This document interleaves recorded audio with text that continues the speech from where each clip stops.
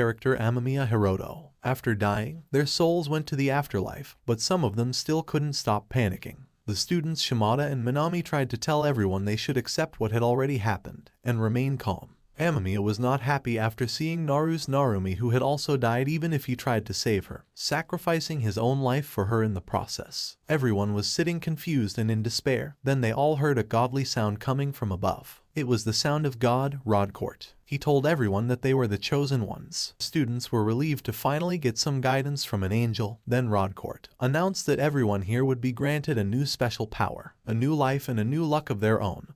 Then they would be reincarnated in another place than the Earth. However, they still had the chance to choose if they wanted to be reincarnated into another world with their memories intact or normally reborn on Earth with their memories wiped out. Amamiya thought the reincarnation thing wouldn't be bad and more like a dream coming true, while there were some who wanted to be reborn normally, instead of getting any powers. Once the normal reborn cycle ones went on, Rodcourt started taking names one by one of those who will receive their new powers and reincarnate into another world. He gave them 1 or 3 different skills and powers and passed them on to their new lives. Amamiya recalls back to his life, which was full of difficulties. His parents died when he was small, and he had no siblings or friends either. The worst part for him was having to live with his father's relatives, who won't shed a single tear if he died, instead be glad to receive his insurance money. He was glad to get this chance to get to have special abilities in completely another world with a normal family. But when Rodcourt called out his name, another student with a similar name, Amamiya, stood up and went on to receive special abilities. Amamiya hadn't known about this up to now and wasn't sure if it was possible, but on a closer look, the Amamiya's appearance was even similar to his own.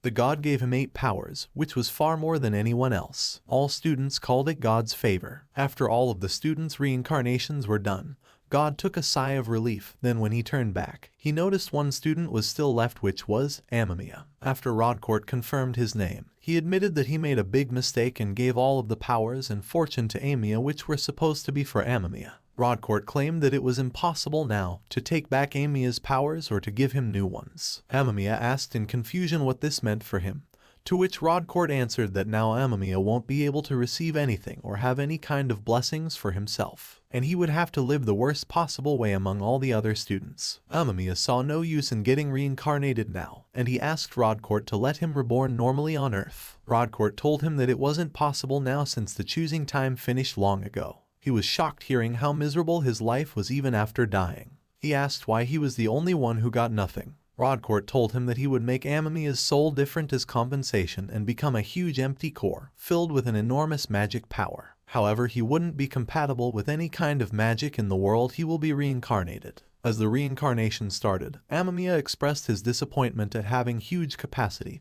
but unable to use any magic. Rodcourt felt sorry for him and told him that the journey ahead of him will be extremely tough. His future would be limited, as well as he would suffer far more insulation than anyone else, leaving him with nothing but utter despair. Rodcourt tried to show optimism, but Amamiya was pissed off by his bad luck just because of his fault. When he reincarnated, he was being shocked by strong electricity to the point he fell down in pain. It was a guard who did it, warning him not to stand up against them. The guard told him that the next experiment would be in 30 minutes, so he should prepare himself. Amamiya remembered everything about how he died during shipwreck and was reincarnated in such a miserable life because of some stupid god's mistake. He was sent to the world called Origin. It was similar to Earth but with magic. Amamiya's current life's backstory is that he was born by a prostitute. Then they sold him for money like an object and didn't care a bit about him. After that, he was purchased by a research facility where they could conduct numerous experiments on him. They found out that Amamiya was unordinary among other test subjects, with no magic talent. He wasn't compatible with any of the 7 magic elements: earth, water, fire, wind, or light, life, space. He was first thought as incompetent, but when they saw a huge magic source inside his body, which put him at an advantage than others, they considered the possibility of him having a new element that hasn't been discovered yet. Meanwhile, Amamiya saw a rat lying on the floor and reached out his hand to check his magic, and the rat got up walking normally. He thought it was dead, but when the scientists saw it, they told him that the rat was already dead, so it was not life-type magic. It was how they found out that Amamiya had the magic to control the corpses. Researchers were amazed by this discovery of a new element to control the dead.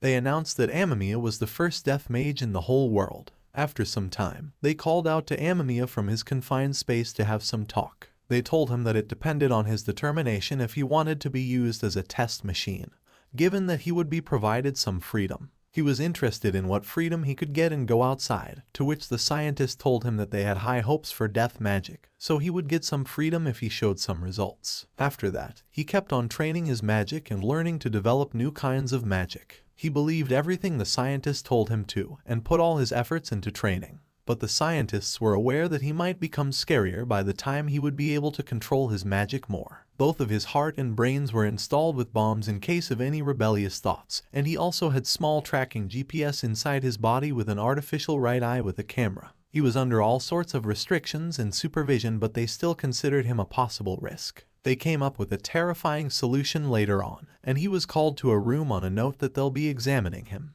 But the reality was much scarier, and they tied him completely with constraints everywhere. He got scared, unsure of what they were exactly doing to him. Many doctors came and started performing surgeries on him. He suffered extreme amounts of pain during that and afterwards when he gained consciousness after a long time.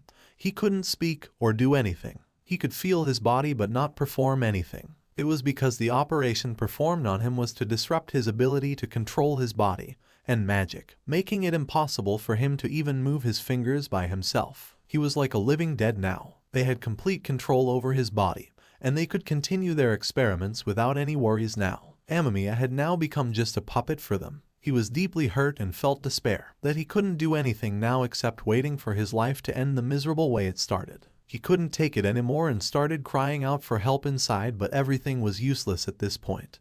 And it went on for 10 years. After 10 years, a new scientist came onto the experiment team of Amamiya. At this point he was extremely frail and weak to the point his bones were visible. The new scientist didn't care one bit about him, just like the others. He just wanted to uncover the mystery behind a new type of magic and surpass his predecessors. Amamiya couldn't do anything at all. There were some spirits in front of him. They asked about his well-being. He didn't consider it worthy to answer them though. He noticed the new scientist and hoped his methods would be somewhat better than the others. He could talk to the spirits and told them that they wouldn't understand how rotten these people were, and they ran countless experiments which weren't just painful but unbearable. The spirits felt bad about not being able to help him, to which he told them not to worry since being able to communicate with someone in this place was good enough for him. If he didn't have those spirits around to talk to, his mind would have gone insane long ago. These spirits thanked him for helping them calm themselves since they still couldn't reincarnate till now. He knew it was because of his death magic that he could see and attract spirits. The spirits told him that they wanted him to break out of here, but they didn't have any means to. Amamiya recalled his happy old memories of his classmates and hoped that they would come and get him out of there, but no one ever came. After a month, the new scientist still couldn't make any progress. He blamed it on Amamiya and hit him hard in the face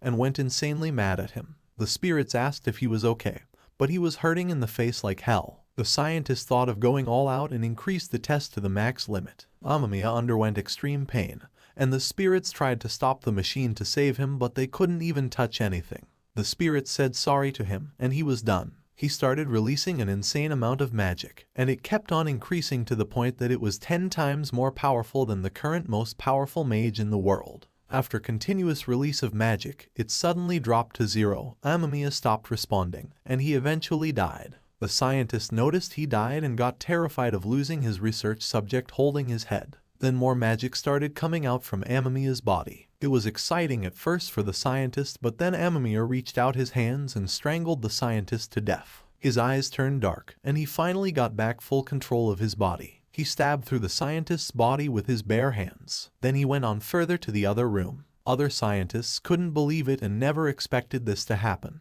Amamiya was full of anger, hatred, and sentiments of revenge towards everyone. All he was thinking about right now was to kill everyone. He kept running around killing everyone one by one, and couldn't feel any pain from their weapons since his body was already dead. Amamiya had died, and then his soul gained complete control of his body. He had intentionally turned himself into an undead, expressing his unbelievable powers. He killed all of them ruthlessly and went on a rampage. He kept killing everyone he confronted along the way with his magic. It felt great to him after having full control of his powers and body. He found out that there were other survivors just like him, and the researchers were trying to create another death mage like himself. All of them were just like him and couldn't move their bodies.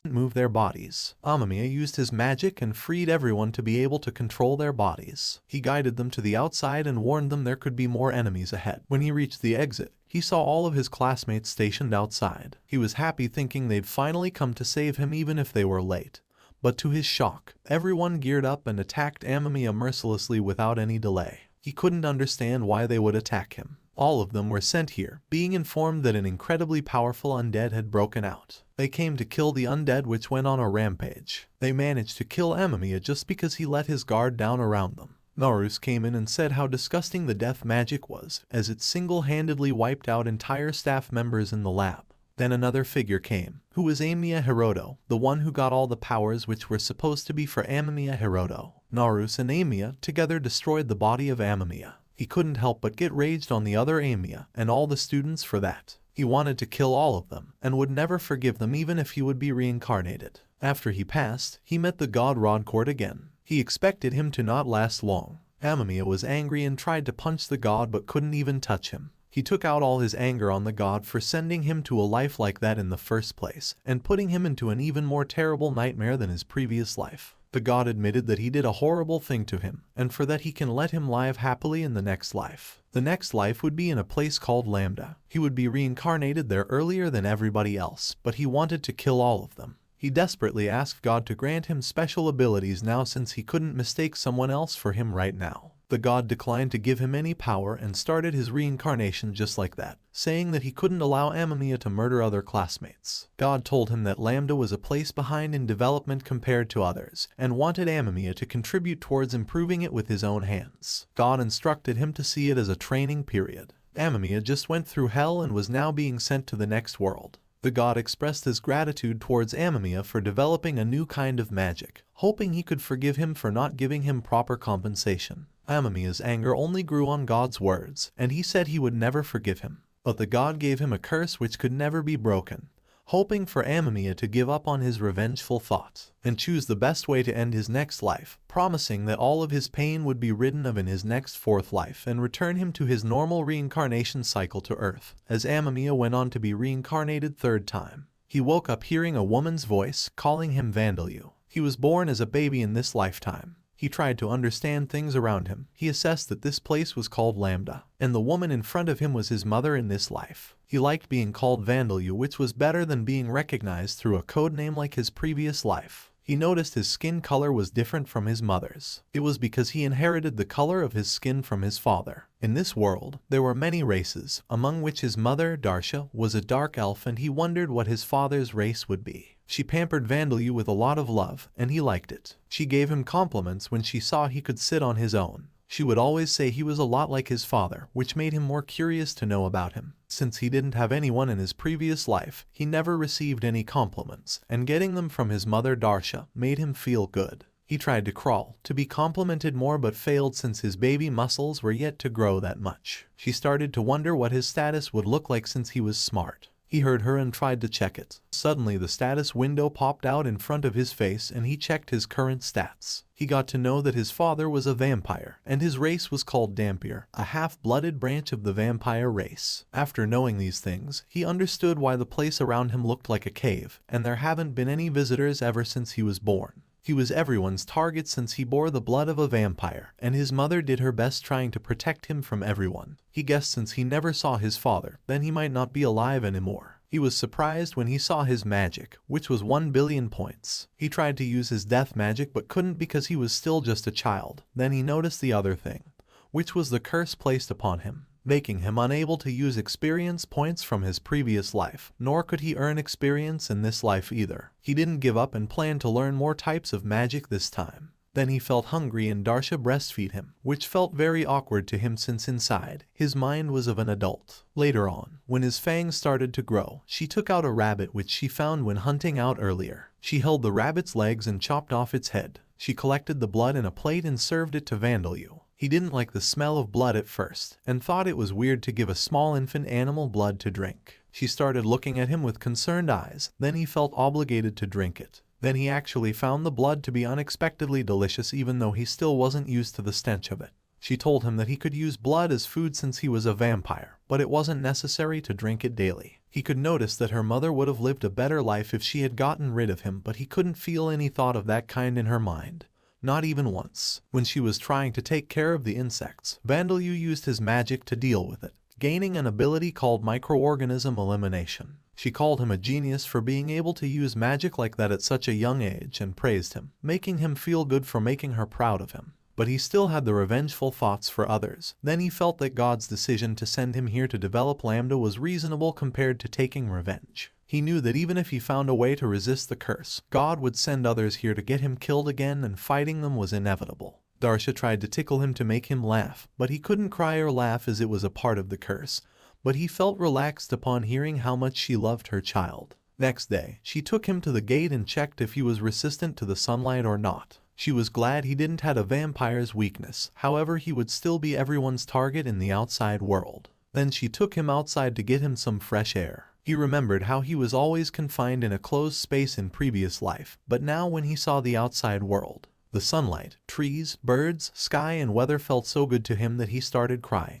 Darsha held him closer, telling it's all right and he could come back to her hometown Dark Elf Village, and he would be free to do anything. He kept crying in happiness and loved how nice and kind his mother Darsha was. Now, to him, the curse of not being able to show emotions was more painful than he expected. He felt that if she stayed with him, then she was sure to be in danger. So when the time came, he would tell her everything, even if it meant to live away from her. He wanted to keep living like this with her, and to spend a happy life with her. He didn't want a fourth life, remembering what God said. He didn't want to die in this life and just wanted to live with his mother till the end of this life. Next day, she told him that she had to go out for a while, so wait for him. He usually used to practice death magic secretly to prepare for his life here. But after she left today, she never came back, no matter how long he waited for her. He slept, and when he saw around the next day, his mother Darsha still wasn't home. He thought of going outside to check, or else he would die of starvation at this point. He used death magic on the rabbit. He could use an undead summoning magic to grab spirits circling nearby and put them into a corpse. But at his current level, all he could do was move them around. He used his magic on many things in the house, then drank the rabbit blood,